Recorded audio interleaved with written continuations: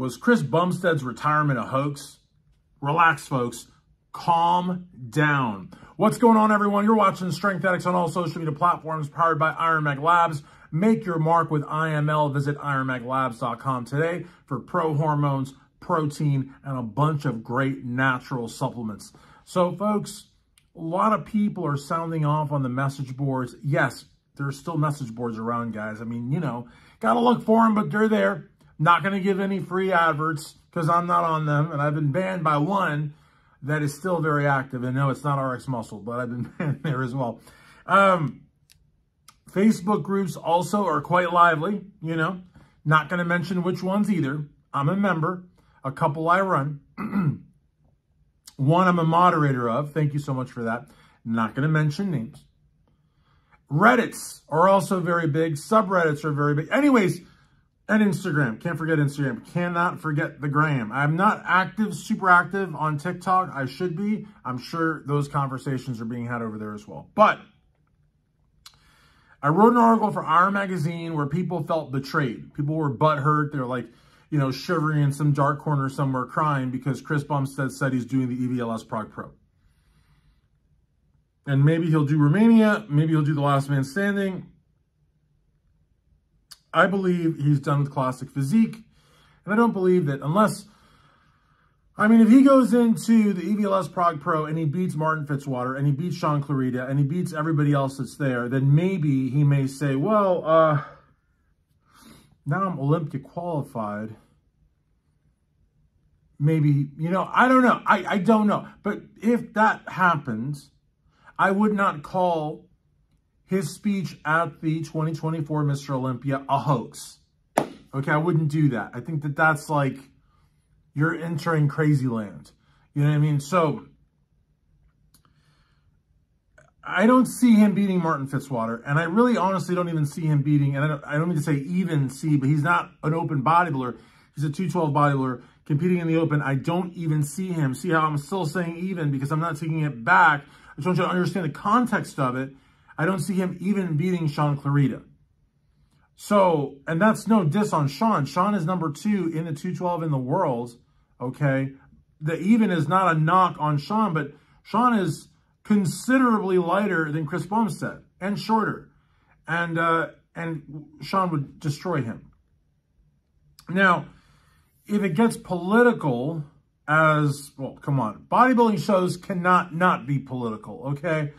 I'm sorry to offend the sensibilities of any of you, you know, what's the word, powder puffs or whatever, you know, but the reality of the matter is there's politics in every body. There's politics in boxing. A guy can be flat out, sprawled on the mat, knocked out, bees going around, and a judge could say, well, you know, it's a split decision. How is it a split decision? The guy is like dead, you know? But it's political. So where it's not political, some might say, would be like basketball, football. Have you ever seen a close call? They've got a camera this way, a camera that way, a camera under. It's like they got a camera coming out of the ground and they still come up with some shady plays. Or maybe the player owns a bookie like 50 grand and they take a, you know, they drop the ball or something. You know, listen, folks, there are plenty of scenarios for politics in any sport. But in bodybuilding, which is a subjective sport, which is apples and oranges, which is, I mean, you know, come on, of course. So if Bumstead goes in there somehow beating the number 4 bodybuilder in the world, Martin Fitzwater, somehow beating a 2-time 212 Mr. Olympia and 2024 Olympia runner-up, then we will know that, you know, Bumstead is now qualified for the 2025 Olympia, but I, again, would not call his retirement a hoax. It would only be a hoax if, you know, if he competed at the 2025 Olympian Classic Physique, then I would say, I still wouldn't call it a hoax though, because, listen guys, the reason that I'm holding back from calling it a hoax is because for it to have been a hoax, he would have had to knowingly, like, and we'll never know this, but he would have had to have knowingly gone on that stage and just, you know, completely made a joke out of the Olympia, out of the moment, out of the adulation and the support of the fans, it would be at that point a hoax. But if he honestly like said, I'm done, I've retired, you know, and let's say he doesn't win the EVLS Prague Pro, but let's say he places like a respectable third or second or fifth or whatever. And then he says, okay, I'm done. And then maybe, you know, the Arnold comes and goes, the New York Pro comes and goes, you know, and he's just bored. And he's just, you know, he's not getting that fulfillment that he thought he would get from his businesses. I mean, from his family, he's always going to get it, right? But like from the businesses maybe, or, you know, the day-to-day operations aren't really making his blood pump, you know, his heart pump, you know, his workouts in the gym don't seem to have the same kind of like, you know, pep, whatever. And he says, I want to do one more Olympia. I still wouldn't call the 2024 retirement speech a hoax.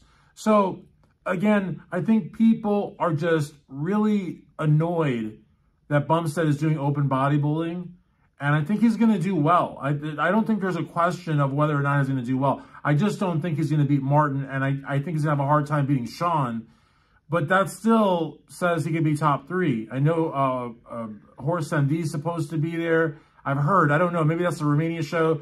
Maybe I'm confusing my shows. I don't know. But, you know, if he places third, if he's in the top 3 or the top 5 in a stacked lineup, open bodybuilding show, that's a win. I mean, that's a huge win. That's a lot better than some of these guys that have gone from men's physique to classic and have been washed off the stage. You know what I mean? But if he wins the contest, that is going to certainly have politics written all over it. If he then goes to Romania, could you imagine, and wins there as well, if he then goes to the last man standing and wins there again, and he decides, hey, I'm going to try my hand at the open bodybuilding Olympia, or hey, I'm going to see if they'll invite me to the Arnold Classic, which, come on, you know they've probably already invited him when they saw that he was doing the EVLS Prague Pro and open bodybuilding. You know, I still would not call that a hoax. So I think that people need to understand that everybody in the fitness industry wants to eat and everybody wants to do well. And people can change your mind. And that doesn't mean that they were dishonest from the get-go. It doesn't mean that, you know, their retirement speech, in this case, Chris Bumstead's, was a quote-unquote hoax. It doesn't mean that at all.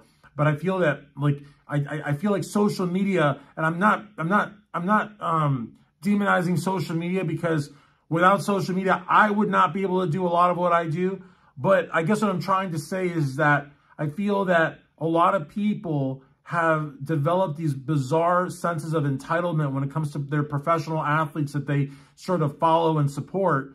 And they feel like the athlete owes them some sort of an explanation if they decide to go on hiatus, or if they want to switch a coach, or if they want to retire and then come back. It's almost like they feel as if they're owed like some kind of an explanation, or like, I don't know what it is.